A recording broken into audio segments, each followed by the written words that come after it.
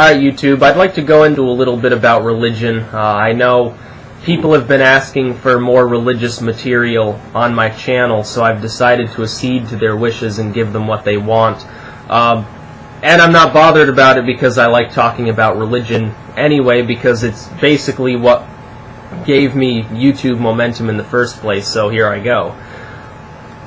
I would like to talk a little bit about the big three religions in the Western world, that is Christianity, Judaism, and Islam, and talk a little bit about how, in a way, you can almost see the budding resurgence of occultism in their religious groups.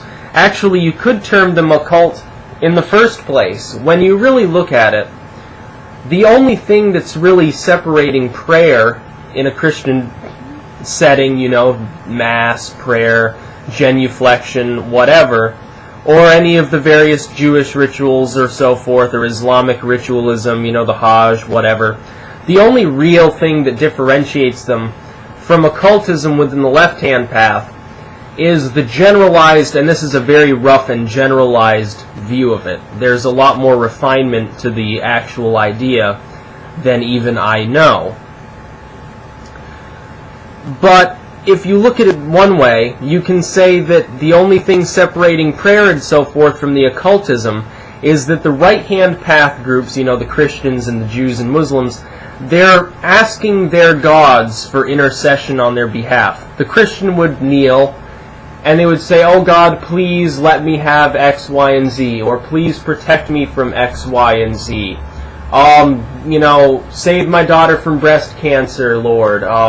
You know, "Lord Jesus, help me, you know, overcome the fact that my boss is an asshole," or whatever. And that's how they would do it. In the left-hand path, the practitioner might produce some sort of self-styled ritual. It wouldn't be the idea, for instance, with the Christians, well, you have to kneel to pray. Well, you have to genuflect before you pray if you're Catholic. Oh, you have to confess and take Mass.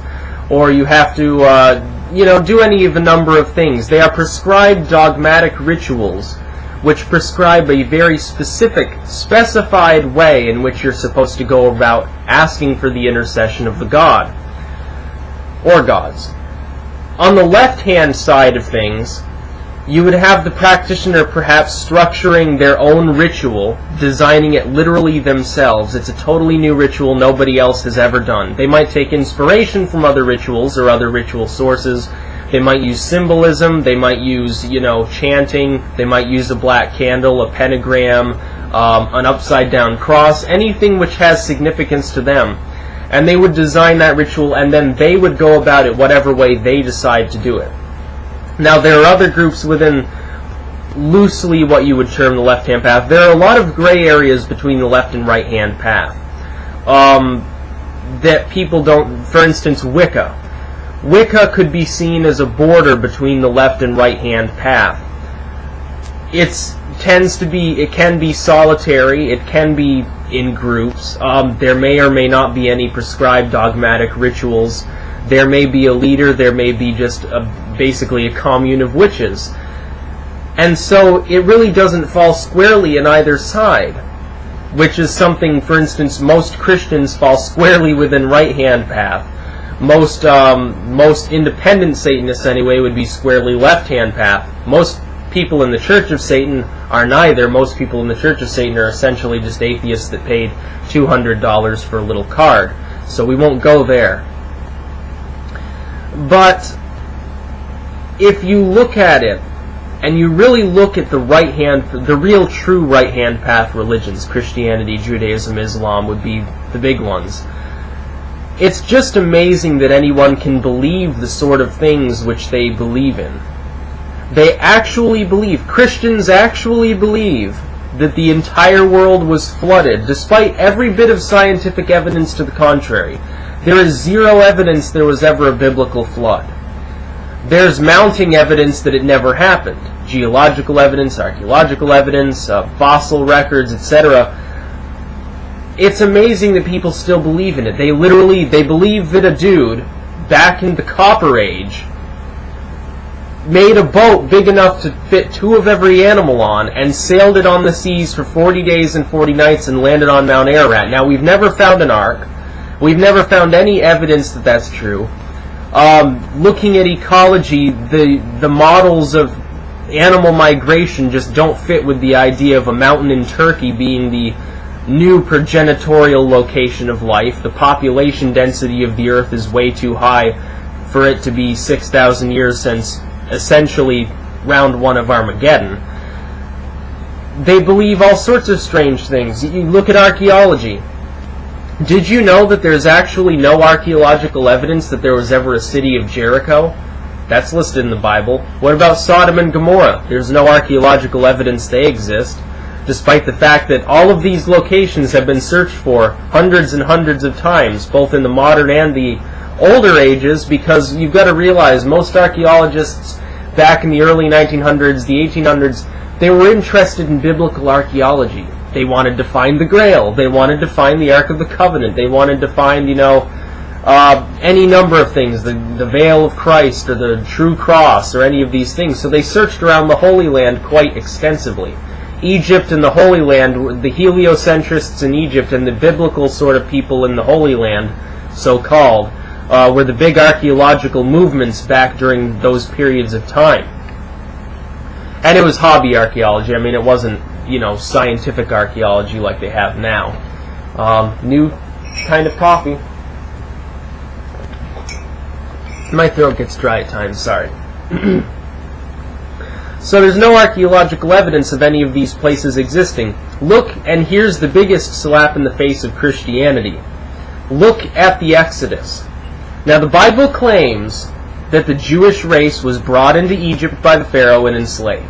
They spent a bunch of time there, and then all at once, the people crossed over the Red Sea, because the Red Sea was parted by Moses, and spent, years and years in the wilderness wandering around, and then they found the Holy Land, the land of milk and honey, and they lived happily ever after they committed genocide against all of the pagan natives.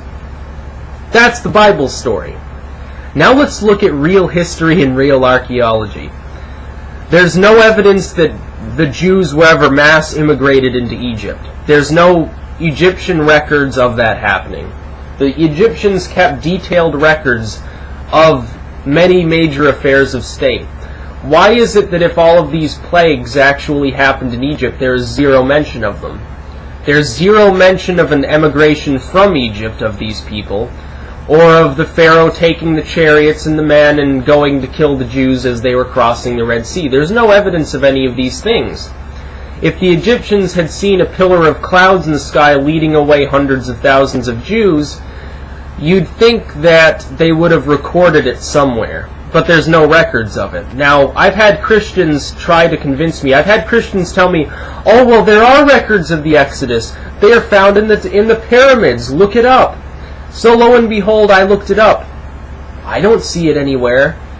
You see, these people have been brainwashed by one another. Their leaders tell them that there's evidence. Some progressive Christian asks his preacher, well, is there evidence of the Exodus? I haven't been able to find any. Oh yeah, there's evidence. It's on the pyramids. And then they tell him to go away. So then that Christian spreads the word to everyone else through general conversation. Oh, I was talking to my pastor. He said that archaeology has proven the Exodus because of inscriptions in the pyramids. And soon hundreds of thousands of Christians think that's true. And these tend to start in fundamentalist circles, and the fundamentalists, unfortunately, are the most open about their faith online. So it spreads online quite quickly. So these people will tell you, well, and the Muslims do this too. The Muslims do it too. Oh, well, look it up. It's on the pyramids. It's not on the frickin' pyramids. Number one, there'd be at least one article online about it if it were, because it would prove the Exodus happened.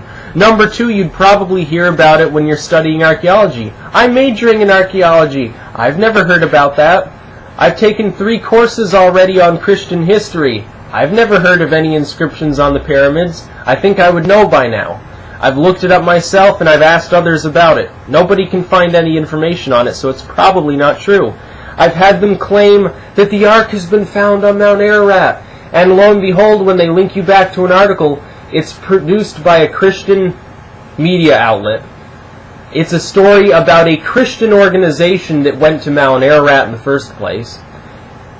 And they never peer-reviewed their articles, and they never actually divulged any physical evidence that they had found anything. No pictures, no pieces of wood, nothing. They're not allowing the legitimate scientific community to actually study their findings. That's because they're not finding anything on the friggin' mountain. They will never find Jericho. They will never find Sodom and Gomorrah. They will never find evidence there was an exodus out of Egypt. And lo and behold, accurate history tells us that the Jews weren't the only people that were brought into Egypt. There were a various conglomeration of slaves that were brought into Egypt at the time. What the Exodus actually was a very slow emigration out of Egypt as these people won their freedom. You know, their they would get older, and the slave master would be like, well, whatever, I'll get new slaves and let them go, or whatever. And these people would group together in small bands, and they would go across the Red Sea, probably in boats, or maybe on the Sinai Peninsula, and they would go to other lands, and they would slowly populate there. There was never a mass immigration into Egypt, and there was never a mass emigration out of Egypt, and there were never any plagues. They just didn't happen. There's no evidence of a king named of a prime minister named Joshua who saved all of Egypt by telling him to store up grain during the good years to outlast the famine. There's no evidence that that actually happened. If you look at legitimate history and legitimate science, legitimate meaning peer-reviewed, no axe to grind, and the Christians can claim all day long, well, the scientists are all a bunch of godless heathens. Here's the other thing. On one hand, they claim, oh, well, more and more scientists are becoming Christians every day because the evidence makes them Christians because they realize there has to be a God. And they never talk about the fact that could mean they turned into Muslims or Jews or whatever. They're always Christians in this fairy tale myth of theirs. And on the other hand, they say, well, those damn atheists and liberal scientists, they're always trying to prove the Bible wrong because they hate God. So which is it, basically? So they talk about these scientists, and the legitimate scientific community, they're always talking about how anti-biblical they are. They're terrible, they eat babies and stuff. I'm talking about legitimate, no axe to grind, unbiased, peer-reviewed material. There's no evidence for about 90% of what the Bible claims. There's not even any legitimate evidence there was a Jesus Christ. And yet, he's the most famous person in the world. He may not have even existed. Because of political movements in the late Iron Age that structured themselves around a detailed Christology of this perhaps mythical figure and all of the wonderful things he did and the wonderful symbolic message at the time of his life. The basic symbolic message being, unless you take communion and do what we say, you're going straight to hell, because that benefited the church. Oh, well, you never would have guessed. You never would have guessed that the people would have said, well, if you don't follow this church, you go to hell.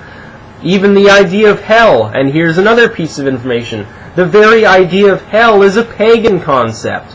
The early Christians didn't have a hell. It didn't exist. They had a Sheol. They had the idea of Gehenna, the garbage pit where the fires burned the trash. So that was a symbolic and metaphoric statement about people who were evil and against God were no better than trash. But they never had a literal place called hell where non-believers went. That developed far later in pagan times. You look at Christmas, you look at Easter. Easter is a fertility celebration. Christmas is a solstice celebration. They were both stolen from pagans by the Catholics. You look at Christianity, it has borrowed and stolen about half of its structure from paganism. And yet this is the inerrant truth and word of God. Sieg Heil. Hail the glorious Jehovah. It makes absolutely no sense. They had no history and archaeology backing them up, no biology, none of the sciences agree with it, practically anything in the Bible. And then here's the one thing above all. They say, well, something had to create the universe because the universe couldn't create itself. But then you can point out the one inherent truth and the one error in their statement. What created God? And you point that out and it drives them mad. They'll drive themselves crazy going in circles about, oh, that doesn't make it, God didn't need a creator. Well, if God doesn't need a creator, the universe didn't need a creator either. Ha ha. So just a little bit about religion, just having some fun.